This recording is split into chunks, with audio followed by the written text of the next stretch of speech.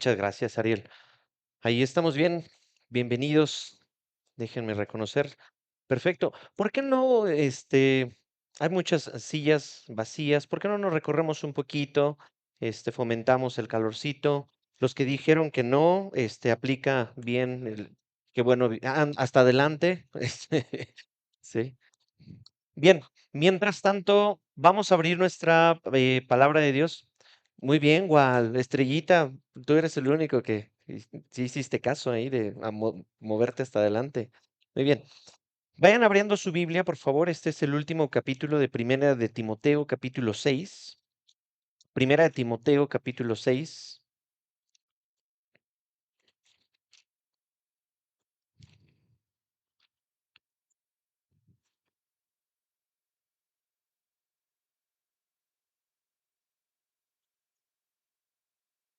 Sí, muy bien. Entonces, Primera de Timoteo, capítulo 6, vamos a ver los últimos versículos, que es del versículo 11 en adelante hasta el 21.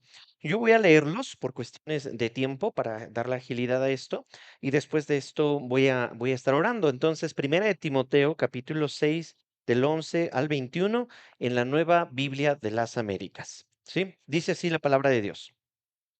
Pero tú, oh hombre de Dios, huye de estas cosas y sigue la justicia, la piedad, la fe, el amor, la perseverancia y la amabilidad. Pelea la buena batalla de la fe, echa mano de la vida eterna a la cual fuiste llamado y de la que hiciste buena profesión en presencia de muchos testigos.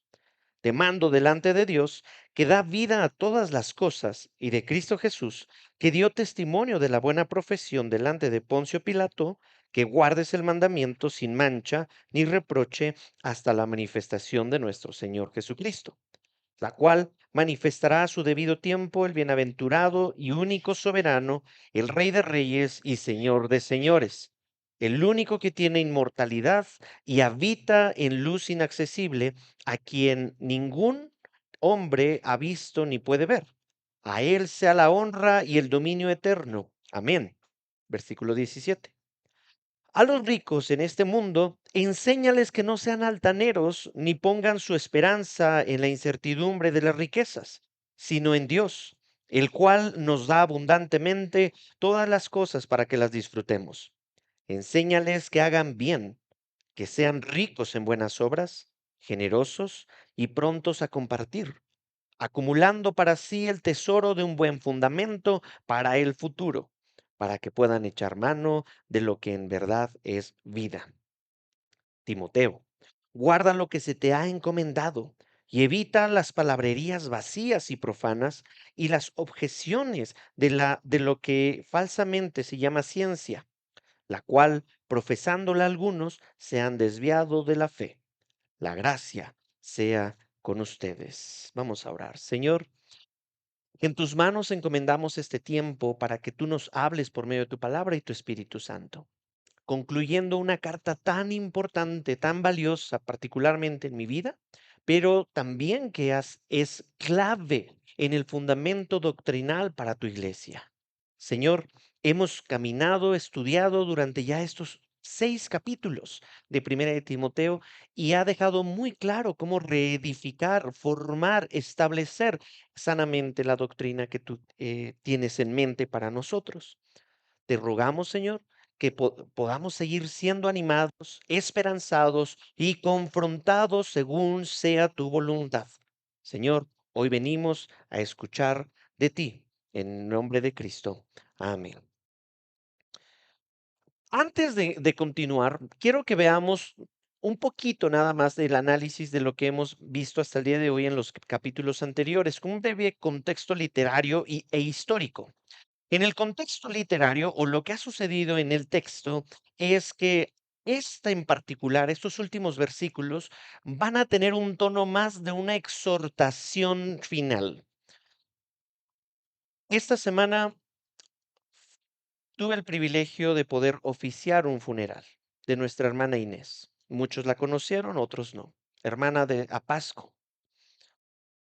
Y fue muy emotivo escuchar sus palabras finales. Estando ahí, orando por ella, en cama, ella dijo: "Pastor, siga predicando de Jesucristo en Apasco. Siga predicando de Jesucristo a mis hijos, a mis nietos. No se rinda". Esas fueron las últimas palabras que escuché de mi hermana Inés, porque posteriormente, un día antes de su fallecimiento, hablé con ella por teléfono, pero ella ya no podía responder. Ya no tenía energías para poder levantar su voz y pudimos orar, pudimos bendecir su vida en nombre de toda la iglesia y pudimos ser de bendición en esos últimos momentos. Esa misma noche ella falleció y ahora está en los brazos de nuestro Señor. A lo que voy es que estas palabras finales de Pablo son tan importantes porque está rematando todo lo que habló con anterioridad. Si no pusimos atención en los capítulos primeros, pongamos atención en lo final. De hecho, algunos estudiantes tienen la buena, fea maña costumbre de leer los primeros capítulos y el último capítulo de los libros para poder rellenar todo lo que está en medio y tener como una especie de idea general. Digo, son métodos para no leer todo el libro, pero el punto aquí es que esto es una exhortación, una conclusión muy pastoral de un padre hablándole a su hijo en la fe. Las palabras de un padre a su hijo. Dice, después de haber Pablo denunciado a los falsos maestros en el capítulo 1, capítulo 4, capítulo 6, también Pablo le está advirtiendo a Timoteo sobre el amor al dinero, que es la raíz de todos los males, lo que estudiamos la semana pasada. También Pablo, como un padre espiritual, con un tono, esto es muy interesante para los que son papás, en un tono militar, como dando órdenes, pero con mucho amor, ¿sí? Está describiendo el error de aquellos líderes pseudo espirituales y a Pablo le está diciendo, así no se hacen las cosas en la iglesia de Dios, en la casa del Dios viviente.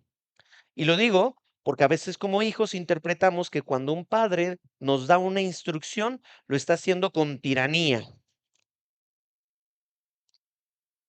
Somos pecadores, reconozco que en algunos momentos se nos sale algo de tiranillo, se nos sale el cobre, pero generalmente las instrucciones de un padre amoroso no son para destruir, sino para advertir, para cuidar. Aparte de este contexto literario, el contexto cultural de Éfeso, tenemos que reconocer y tenerlo presente que era un centro económico muy próspero. Así como la gente piensa de Querétaro, que es como la ciudad prometida, la ciudad más próspera del mundo, donde después de Monterrey, sí. Éfeso era considerado como una ciudad muy próspera, una ciudad con una influencia impresionante. Y así como venían mucha gente, pues también el paganismo florecía en todo lugar. La cultura greco-romana, hemos hablado de esto también, era un ambiente muy intelectual. Si tú has ido a alguna cafetería, alguna zona donde hay muchos intelectuales, tú puedes darte muy rápidamente de qué están hablando, de temas que uno ni comprende. Éfeso era un lugar del amor al conocimiento, que esto fue un- una ideología incipiente a algo que se llamaba gnosticismo, pero voy a definirlo más adelante. Y se promovía mucho una falsa ciencia, es decir, no era la ciencia como tú y yo la conocemos en los libros, sino era como un sentir espiritual en una mezcla entre lo oriental, judaizante, una cosa terrible.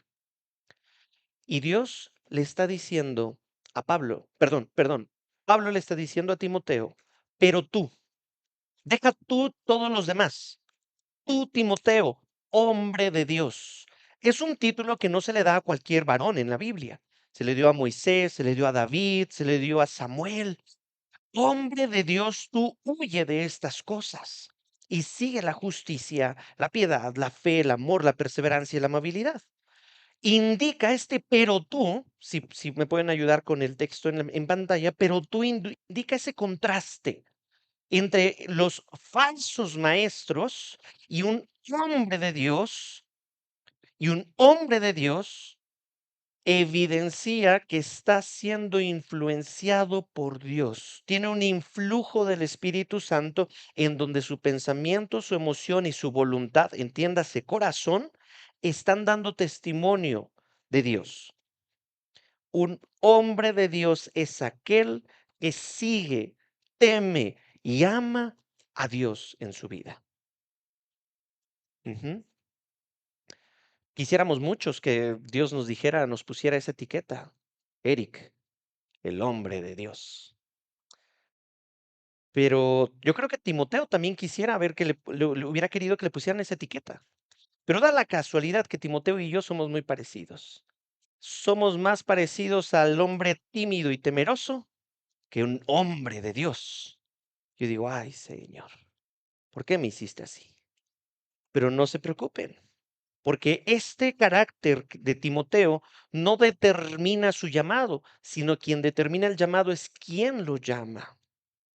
Y le está diciendo, huye de estos falsos maestros, huye, corre, no te quedes ahí, no te quedes nada más. Y en esta ocasión no es una señal de cobardía, sino de sabiduría y de inteligencia para separarse del pecado de los falsos maestros.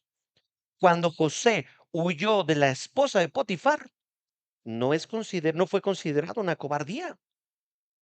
El mismo asunto es con Timoteo. Huye, no estés cerca de estos falsos maestros. Corre, muévete del lugar, apártate de los tales que practican estas cosas abominables.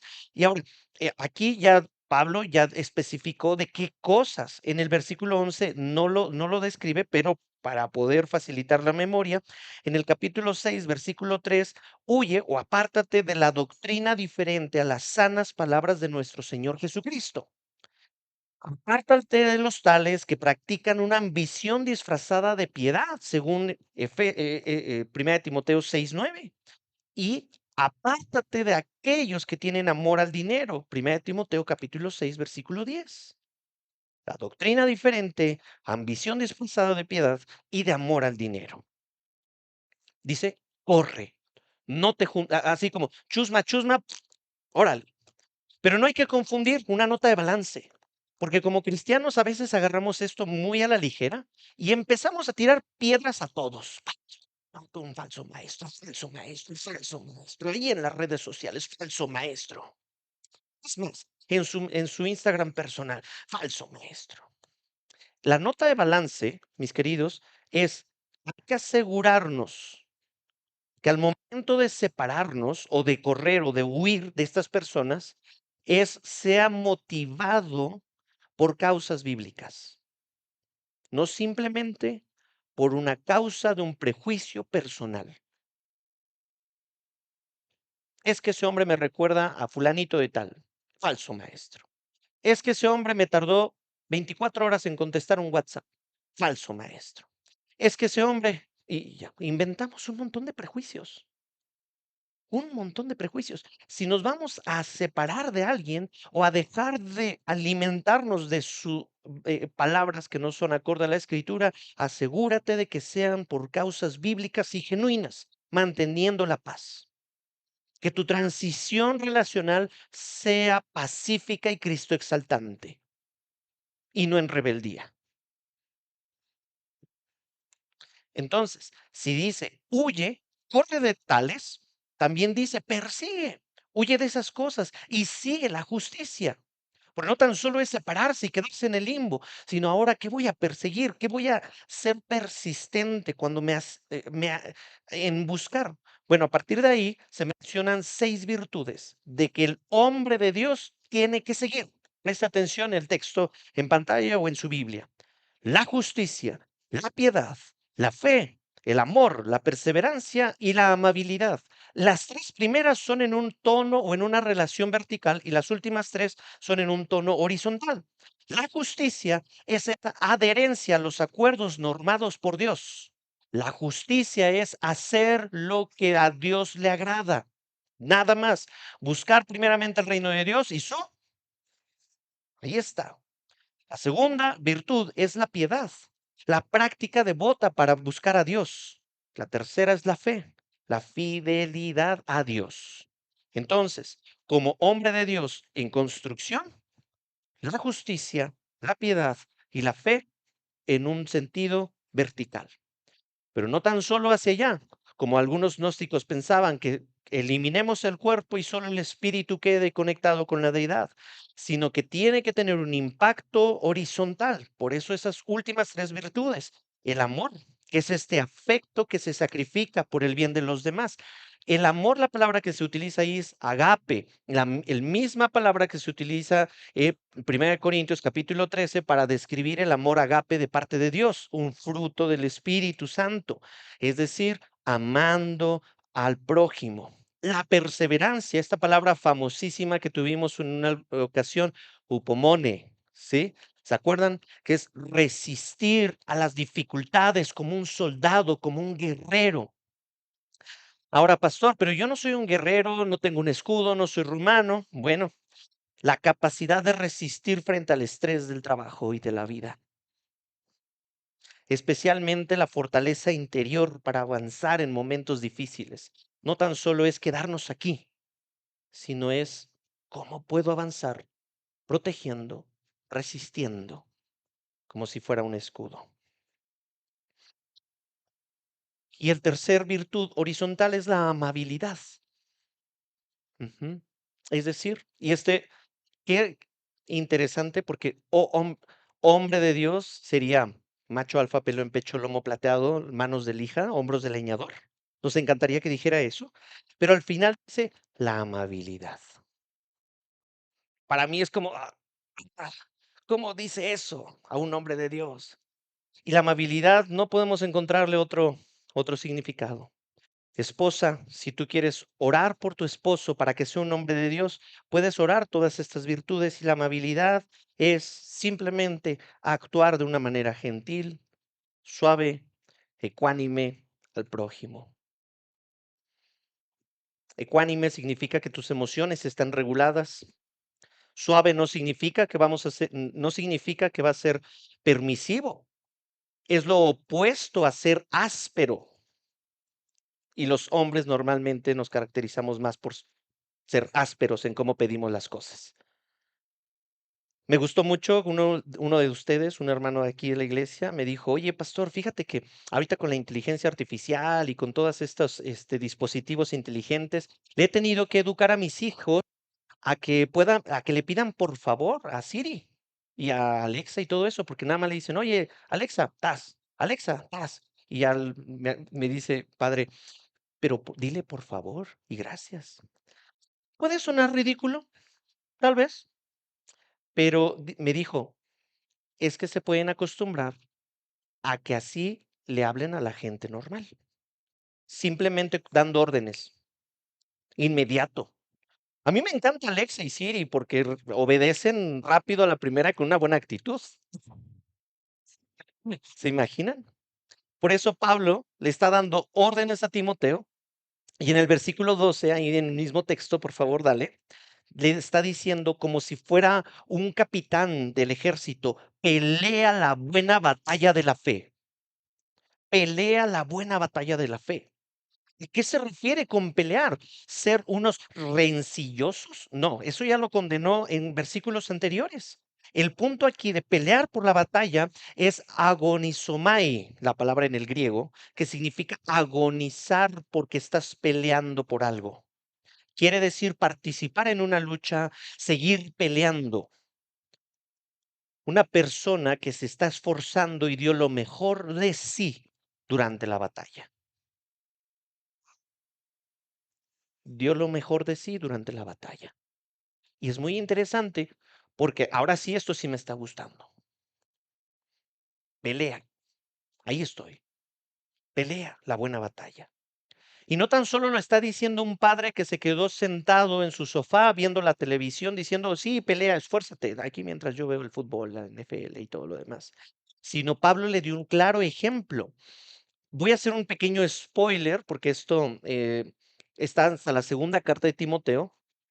Y Pablo más adelante, en segunda de Timoteo 4, versículo 7, cuando ya estaba Pablo a punto de morir, ¿sí? Dijo, mi alma ya está a punto de ser derramada como libación, ya estoy a punto de ser asesinado, ¿sí? Dijo, segunda de Timoteo capítulo 4, versículo 7, he peleado la buena batalla, he terminado la carrera, he guardado la fe. Este versículo Pablo lo tenía presente en su ADN, en su forma de hacer ministerio. Un hombre de Dios necesita, y mujer también, porque no simplemente hacia el género masculino, si un hombre o mujer de Dios, he peleado la buena batalla, he terminado la carrera, he guardado la fe. Eso dijo Pablo antes de morir. Y me impresionó y quedé muy impresionado, valga la redundancia, cuando utilizaron este versículo en el sepelio de nuestra hermana Inés. Como todos, hemos tenido un historial negativo, positivo, bueno, malo. No voy a hacer un juicio. ¿Quién soy yo para hacer un juicio de nuestra vida? El punto es que Dios utilizó la enfermedad de nuestra hermana Inés durante algunas semanas para poder, ya sin fuerza, sin voluntad propia, empezar a perdonar, pedir perdón y reconciliar. Esta hermana, nuestra hermana Inés, desde su juventud practicó la piedad, la fidelidad a Dios. Fue amable, recibiendo con amor a las visitas en su casa. No manjares, pero sí platillos que le ponía al corazón. Unos huevitos, unas tortillas, una salsita macha. Tenga, es todo lo que tengo. Muchos estábamos consternados, Señor, ¿por qué la tienes en este sufrimiento? Hoy entendemos que la tenía así, porque estaba peleando la buena batalla, terminando la carrera, guardando la fe. Hoy nuestra hermana está graduada. Pablo ya está graduado. Y de Timoteo, no sabemos. Empezó bien, pero la Biblia no dice cómo terminó. Esperamos que haya terminado bien. Notemos que existe una relación directa entre la batalla y nuestra fe, porque el enemigo pretende robar, matar y destruir nuestra fe. Lo que se prueba es nuestra fe. Y si nuestra fe no fuera probada, ¿cómo nos daríamos cuenta de que es genuina? ¿Cómo nos daríamos cuenta si no tuviéramos esas pruebas? Por eso pelea la buena batalla. Elige tus peleas y no pelees entre nosotros, entre los hermanos de la iglesia, ni entre tus parientes, ni entre tu familia. Esa es una mala batalla, porque nuestra pelea es contra enemigos invisibles. Las batallas que Dios nunca nos ha llamado a luchar están destinadas a fracasar, porque han sido originadas por nuestro pecado, nuestra necedad, nuestra ignorancia o nuestra sed de venganza al prójimo. Batallas que Dios no nos ha llamado a pelear. La pelea entonces, la buena batalla que sí nos ha llamado a pelear Dios, o sea, que sí nos manda, se encuentra en capítulos anteriores, en 1 Timoteo 1, 18 y 19. Ya lo dijo. Cito, esta comisión te confío, hijo Timoteo, conforme a las profecías que antes se hicieron en cuanto a ti, a fin de que por ellas pelees la buena batalla. Versículo 19, guardando la fe y la buena conciencia, que algunos han rechazado y naufragaron en lo que toca a la fe. ¿Cuál es la buena batalla según esos versículos? Guardar la fe y la buena conciencia. Ahora, esto va a implicar ir en contra de la corriente, ir en contra de la cultura. No va a ser nada fácil. Te van a amedrentar, se van a burlar, se van a herir. Habrá menosprecio. incluso hasta la muerte. Por tanto, hermano, así como Timoteo, tenía que tener preparada su mente, su corazón, con determinación como la de un soldado. Huye, pelea, guarda. Bien, todos estaríamos dispuestos a dar nuestra vida por algo que fuera digno. Todos estaríamos dispuestos a dar nuestra vida en una pelea o en una guerra, siempre y cuando tengamos una buena motivación para hacerlo. Desafortunadamente para México, el nacionalismo o el pelear por nuestra patria no es una virtud. Eso sucederá en otros países. Estados Unidos, por ejemplo, Medio Oriente. No sabemos qué significa dar la vida por el otro en una pelea, pero nuestra motivación en medio de esta guerra espiritual no es humana o carnal, sino que la vida nos la ha entregado Jesucristo y a partir de la vida y la victoria que Él logró en la cruz del Calvario, tú y yo peleamos desde la victoria. Esto tiene que romper la cosmovisión latina de la victimez. Los latinos estamos sumamente hundidos en la victimez. Es que España nos conquistó, nos debe una disculpa. Es que Estados Unidos nos robó Texas, nos deben una disculpa. Y empezamos con todo ese menosprecio. No, no, no, es que por mi color de piel. No, no, no, es que por mi código postal. No, no, no, es que no. Y un automenosprecio que se ha convertido en una idolatría. Incluso nuestros modismos que forman parte de nuestra educación, dígame, mande, lo que usted diga, a sus órdenes, suena bonito. No estoy diciendo que lo quitemos de nuestro vocabulario, pero reflejan una situación de victimez para que el otro sea mayor que yo. Por lo tanto, Cristo, mi hermano, ya ganó la pelea por nosotros. Eso es más que vencedores. Y Santiago 1:12 dice, bienaventurado el hombre que persevera, upomone, bajo la prueba, porque una vez que haya sido aprobado, recibirá la corona de vida que el Señor ha prometido a los que lo aman. Ahí está, una pista de lo que nos motiva para pelear con perseverancia. Una corona de vida.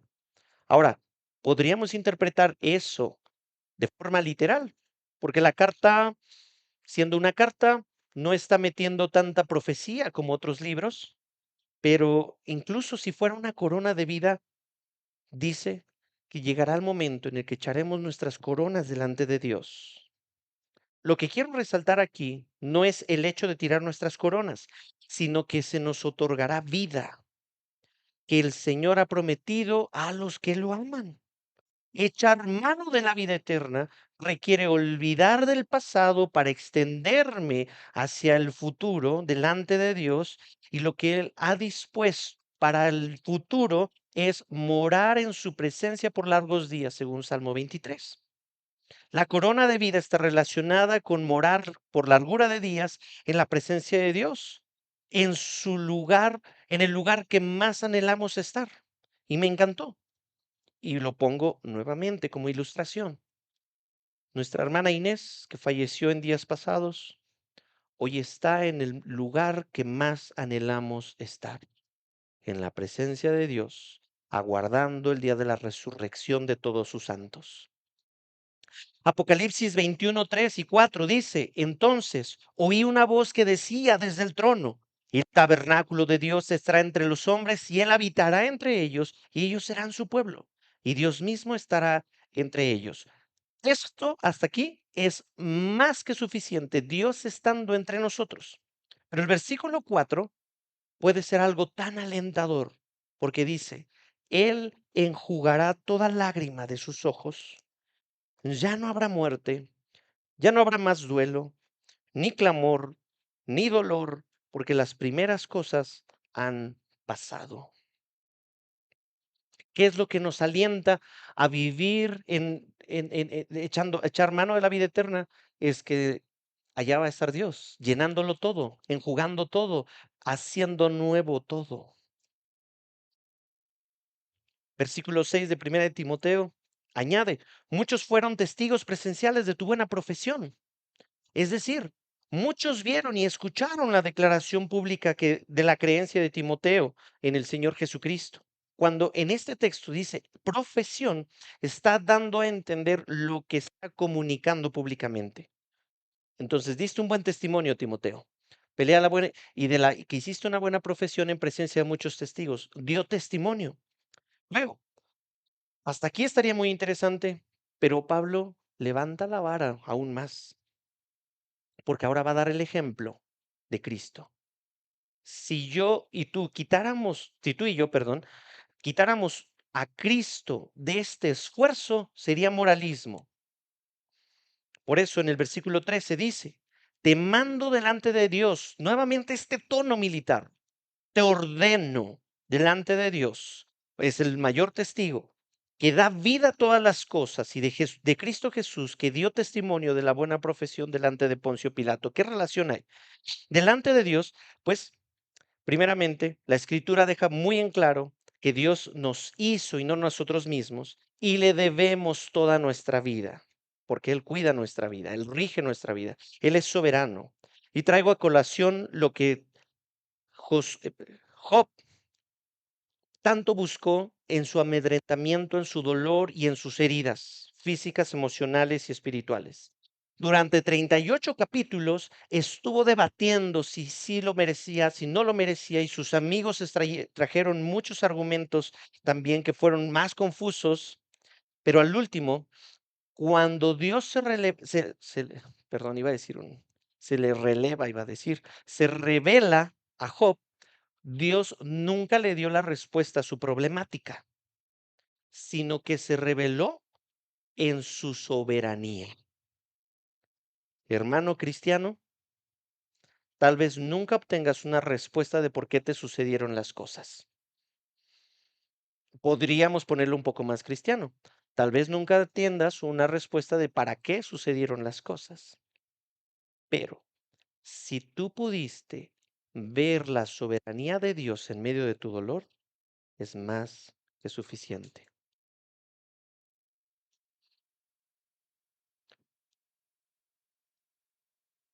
Cristo Jesús sabe muy bien lo que es cumplir cuando una orden es difícil. En el huerto de Getsemaní, Él dio testimonio de su buena profesión con humildad y mansedumbre, siendo Él soberano, la imagen del Dios invisible. Mateo 27:11, cuando se enfrentó ya a esta crucifixión, dijo, Jesús fue llevado delante del gobernador y éste lo interrogó, ¿eres tú el rey de los judíos? Y Jesús, en su mansedumbre, humildad, soberanía, dijo, tú lo dices. Nótese un hombre de Dios en su máxima expresión.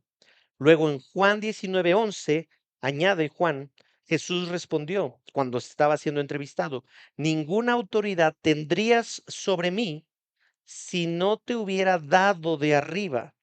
Por eso el que me entregó a ti tiene mayor pecado. Mansedumbre en su máxima expresión. Lo que Pablo está buscando dejar claro es que Timoteo, ponte a la altura de Jesucristo.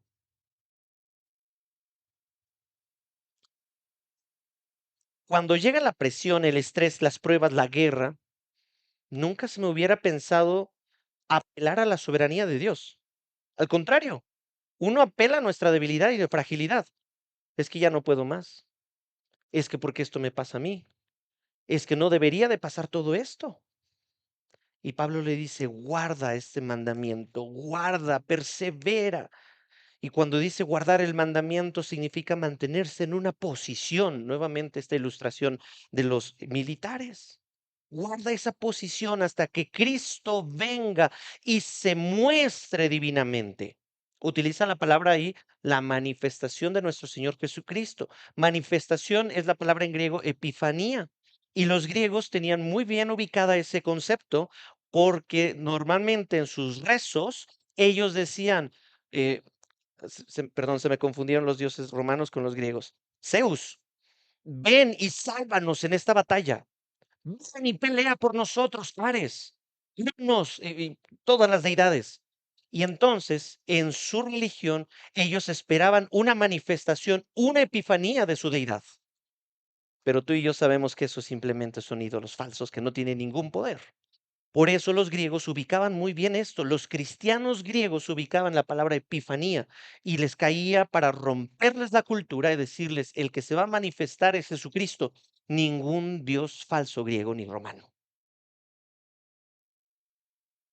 Guardar el mandamiento hasta que Cristo en su aparición divina y gloriosa descienda entre las nubes para arrebatarnos con todos sus santos.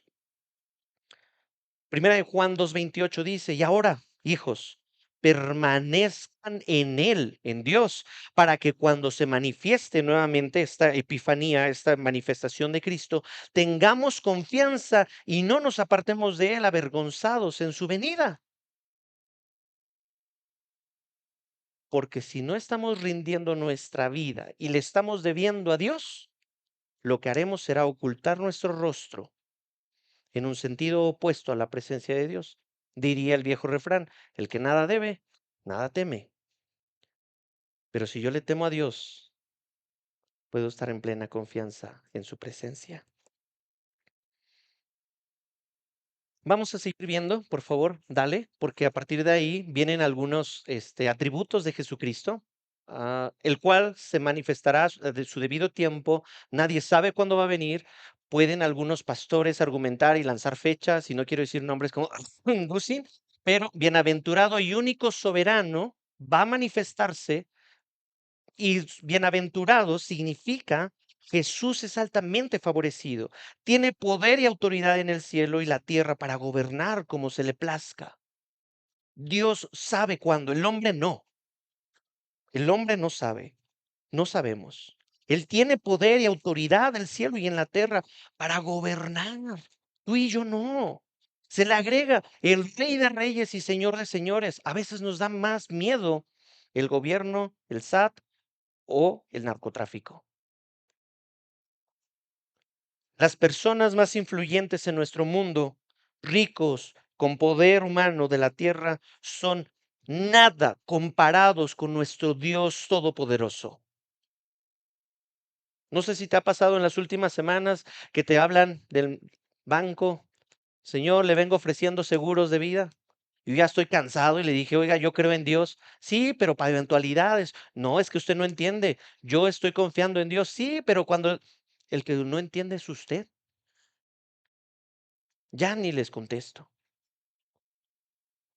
porque su confianza está puesta en los tesoros de esta tierra. El Señor de señores, Rey de reyes. Apocalipsis 17:14 añade, ellos pelearán contra el Cordero, pero el Cordero los vencerá porque Él es Señor de señores y Rey de reyes, y los que están con Él son llamados, escogidos y fieles. Prefiero estar del lado del Cristo que en contra de Cristo. Enséñale a tus hijos a estar con el vencedor, no con el América, con el campeón de campeones. Me voy a esperar unas buenas al final, ¿verdad? El único que tiene inmortalidad y habita en luz inaccesible es Cristo, a quien ningún hombre ha visto ni puede ver. Jesús no puede caer muerto, no puede ser alcanzado por ningún impío o espíritu maligno para matarlo. Al contrario, su gloria hará caer muerto a cualquier espíritu inmundo o ser humano que pretenda acercarse. Ese es tu Dios. Ese es el estándar que Pablo está poniendo a Timoteo. Por eso peleamos. Esa es nuestra motivación. Primera de Corintios 15:53 añade, porque es necesario que esto corruptible se vista de incorrupción y esto mortal se vista de inmortalidad delante de un gran trono blanco y puro, porque cuando esto corruptible se haya vestido de incorrupción y esto mortal se haya vestido de inmortalidad, entonces se cumplirá la palabra que está escrita. Devorada ha sido la muerte en victoria. ¿Dónde está, oh muerte, tu victoria? ¿Dónde, oh sepulcro, tu aguijón? El aguijón de la muerte es el pecado y el poder del pecado es la ley. Versículo 57. Pero a Dios gracias que nos da la victoria por medio de nuestro Señor Jesucristo. A Él sea la honra y el dominio eterno. Amén. Todo está explicado para motivar a Timoteo a perseverar, a pelear la buena batalla y recordar que estamos del lado del ganador victorioso Jesucristo. Peleamos desde la victoria. Vivimos desde la victoria. Huye, pelea, guarda. Luego, eh, vienen unos versículos que no sé por qué el Espíritu Santo inspiró, pero vamos a estudiarlos. Hay una exhortación hacia los ricos y voy a pasar brevemente porque ya hemos hablado acerca de esto. Y dice, 1 Timoteo 6:17, a los ricos de este mundo, enséñales que no sean altaneros ni pongan su esperanza en la incertidumbre de las riquezas, sino en Dios, el cual nos da abundantemente todas las cosas para que las disfrutemos. Pablo ordena enseñar a los ricos de este mundo a que no sean altaneros y no pongan su esperanza en las riquezas. El mundo, los bancos, el sistema, todo nos va a añadir o nos va a orientar a poner nuestra esperanza en lo que vemos, pero eso no es fe. ¿Qué, cuál es la batalla? Por la fe. ¿Y la fe qué es? La certeza de lo que se espera, la convicción de lo que no se ve. Enséñales que hagan bien a los ricos, que sean ricos en buenas obras, generosos y prontos a compartir. Hagan bien, sean ricos en buenas obras, sean generosos. Y David Gusick, uno de mis predicadores favoritos del movimiento Calvary Chapel, menciona sobre este texto en particular, dice, muchos creen que la razón principal para dar al Señor es que la iglesia necesita dinero. Y perdónenme, comité de finanzas de la iglesia, pero David Gusick dice, no, la razón más importante para dar es porque usted necesita ser dadivoso. Es la manera en que Dios lo protege contra la avaricia y la confianza en las riquezas inciertas. Dios proveerá para su obra, aun cuando usted no dé. Pero la pregunta es, ¿qué pasará con usted en su corazón? Cierro la cita. Perdóneme, comité de finanzas, pero lo que sostiene nuestra iglesia es Dios mismo. Versículo 19. Acumulando entonces para sí el tesoro de un buen fundamento para el futuro, para que puedan echar mano de lo que en verdad es vida. Acumula mejor tesoros en el cielo, donde no serán corrompidos. Aceptemos la realidad de que tenemos una vida eterna y esto va a caducar, se va a descomponer, se va a quemar, se va a destruir. La belleza se acaba, el pelo se acaba, la figura escultural se acaba.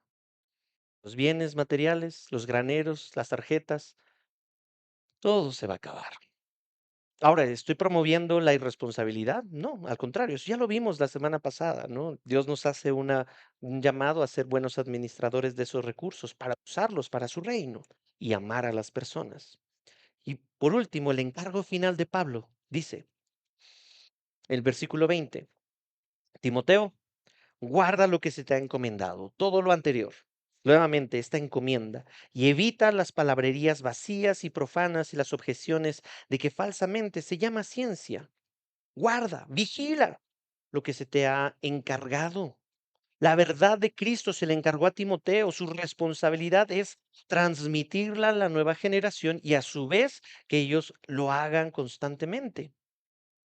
Encarga esto a hombres fieles, ¿sí? Evita la seducción de las palabras vacías, de las palabrerías profanas y la falsa ciencia. Porque la falsa ciencia en ese entonces, como lo dije al principio, se refiere a este movimiento incipiente del gnosticismo, un amor por la ciencia o el conocimiento, quienes presumían de tener un conocimiento espiritual especial y afirmaban encontrar verdades escondidas en las escrituras del Antiguo Testamento, especialmente en las genealogías. El gnosticismo era una mezcla rara entre un cristiano raro, una mística oriental, una filosofía griega y un legalismo judaico. Era una secta, una mezcla impía de conceptos contradictorios. Entonces Pablo le dice, evita todo eso. Evita toda esa clase de mentira, porque solo te van a estar desviando de tu encomienda. Y si el diablo no te hace caer en tu moralidad, te va a hacer caer en tu enfoque a tu llamado. Y entonces tal vez tenemos cristianos que moralmente están bien, pero están todos desenfocados, poniendo su atención en lo de este mundo nada más. Evita todo esto. Y por último, versículo 21 dice, profesándola algunos su profesión, entonces los ha llevado al naufragio espiritual. Se han desviado de la fe y no dice nombres, porque los nombres se los reserva para la segunda carta. Y, y me he encontrado con algunos a lo largo ya de estos 10 años que se han metido en ondas tan raras de la psicología, ondas tan raras de la ciencia, ondas tan raras de pensamientos como, oye, oye, pastor, ¿verdad que la tierra sí es plana? Ah, oye, pastor, ¿verdad que los aliens sí existen? Oye, pastor, ¿verdad que los nefilim? Oye, los gigantes. Oye, ¿y los reptilianos? Cuando me empezaron a decir eso, estaba naciendo mi primer hijo. Y yo le dije, ¿cómo tienes tanto tiempo para estudiar en eso si yo me estoy concentrando en poder mantenerme despierto mientras crío a un hijo? Si esto te está desviando, déjalo. ¿Esto te está llevando a amar más a tu esposa y a tus hijos? No, sí, sí, sí. Ah, pero y voy con la esposa. ¿Tu esposo te está amando más leyendo El mundo al revés del espiritualismo? No, pues no, está todo encerrado ahí en su pantalla, en sus libros, todo en sí misma. Déjalo. Mi hermano, después de esa reprensión, peló gallo. Somos amigos sin ningún problema. Pero ¿cómo se ve todo esto hoy? Para ir concluyendo. Para la vida práctica de nuestra iglesia, para nuestra cultura que es muy hostil en esta Ciudad de México. 5 puntos nada más. Saber, tienes que saber de qué huir y qué perseguir. Pelear la buena batalla, tener esperanza eterna, tener una relación sana con el dinero y ser fiel a las sanas palabras de Jesucristo. Repito, saber de qué huir y qué perseguir, pelear la buena batalla, tener esperanza eterna, tener una relación sana con el dinero, ser fiel a las sanas palabras de Jesucristo. ¿Por qué me salieron 5? Y a este ratito conté 6. Vamos a llevarnos estas preguntas. ¿De qué cosas necesitas huir con urgencia de este mundo? ¿De qué cosas necesitas huir con urgencia? 2, por si quieres apuntar, digo, ¿qué necesitas perseguir intencionalmente esta semana? Ya vimos las virtudes, ya vimos de lo que tenemos que huir, las virtudes que tenemos que perseguir. 3, ¿qué batallas estás peleando que Dios nunca te pidió pelear?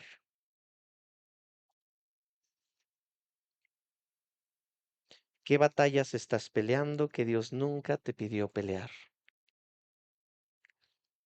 4, ¿en dónde está puesta realmente tu esperanza? Y 5, ¿estás guardando fielmente lo que Dios te confió? La fe, la verdad. Porque Pablo termina con una sola frase que envuelve todo. La gracia sea con ustedes. Bendito sea Dios, porque te imaginas si hubiera dicho la justicia sea con todos ustedes. Que la gracia sea con Horizonte Ciudad de México. Porque huir, perseguir, pelear, perseverar, guardar, todo eso sería imposible sin la gracia de Dios. No peleamos para ganar la victoria, peleamos desde la victoria de Cristo y esa gracia es suficiente para llevarnos fieles hasta el día de su gloriosa manifestación. ¿Oramos?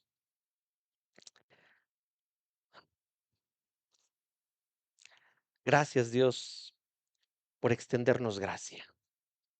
Una iglesia imperfecta que estaba en proceso de santificar, miembros, hermanos en Cristo, todos nosotros necesitamos de tu gracia, de tu luz, de tu guía.